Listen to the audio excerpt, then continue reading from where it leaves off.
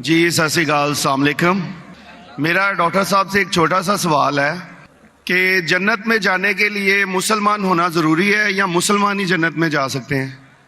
بھائی صاحب کا سوال ہے کہ جنت میں جانے کے لیے مسلمان ہونا ضروری ہے؟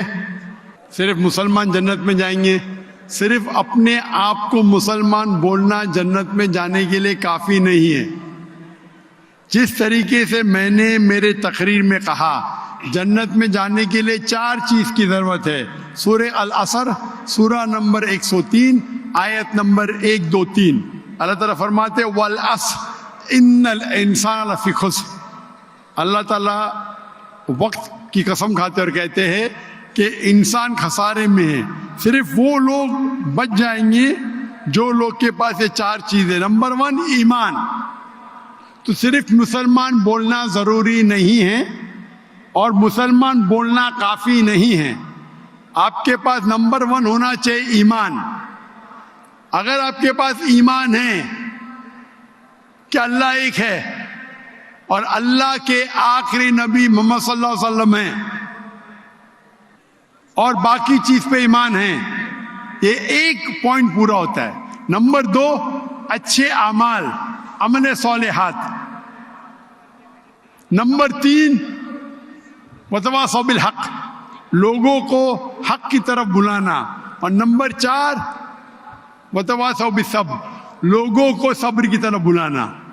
تو اس آیت سے ہمیں پتہ لگتا ہے کہ جو آدمی، جو انسان اللہ کے علاوہ دوسرے اور کی عبادت کرتا ہے وہ غلط ہے، وہ جنت میں کبھی بھی نہیں جائیں گے۔ اور یہ سارے کتابوں میں لکھا ہے، ساری مذہبی کتابوں میں، چاہے بائبل ہو، اولڈ ٹیسٹمنٹ ہو، نیو ٹیسٹمنٹ ہو، دھما پڑھ ہو، بدھسٹ کی کتاب ہو، وید ہو، سارے میں لکھے ہے۔ اگر آپ پڑھیں گے گرو گرنتھ صاحب آپ پڑھیں گے، اس کے اندر سب سے پہلا والیوم، سب سے پہلا جلد، سب سے پہلا چیپٹر، سب سے پہلا ورس کو کہتے ہیں جاپو جی، اسے کہتے ہیں جاپو جی۔ اس میں لکھا ہے کہ خدا ایک ہے، نہ اس خدا کی شروعات ہے نہ انت ہے۔ وہ خالق ہے، وہ مالک ہے اور اس کے جیسا کوئی ہی نہیں ہے۔ اگر آپ دیکھیں گے یہ ملتا جلتا ہے سورہ اخلاص کے ساتھ۔ آپ اگر سکھ کی کتاب پڑھیں گے اس میں لکھا ہے 2 قسم، اومکارا، ایک اومکارا، ایشور کا مینیفیسٹ فارم، ان مینیفیسٹ فارم۔ ہاں کہ نہیں؟ ہاں کہ نہیں؟ تو اگر آپ پڑھیں گے اور دیکھیں گے کہ خدا کے کئی نام ہیں، کہا جاتا ہے ستہ نامہ، ہولی نیم، پروردگار۔ جی پروردگار بھی ایک نام ہے آپ کی کتاب میں، ہاں کہ نہیں؟ پروردگار، جی ستہ نامہ، خالق، ملتا جلتا ہے، واہے گرو۔ لیکن اگر آپ عمل کریں گے، اگر آپ شرک نہیں کریں گے، اللہ کے علاوہ کسی اور کی عبادت نہیں کریں گے،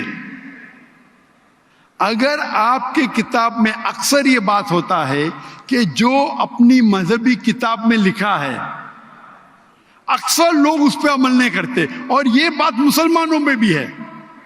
مسلمانوں کی کتاب میں لکھا ہے شرک مت کرو، پھر بھی ہم دیکھیں گے کچھ مسلمان شرک کرتے۔ تو اگر قرآن میں لکھا ہے شرک مت کرو اور آپ شرک کریں گے اور کہیں گے میں مسلمان ہوں تو جنت میں نہیں جائیں گے۔ آپ سمجھ رہے بھائی صاحب؟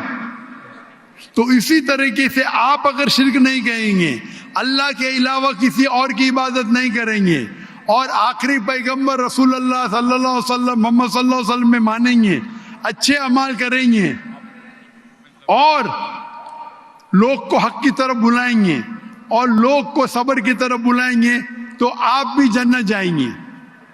Right. Hope that answers the question my صاحب۔ Thank you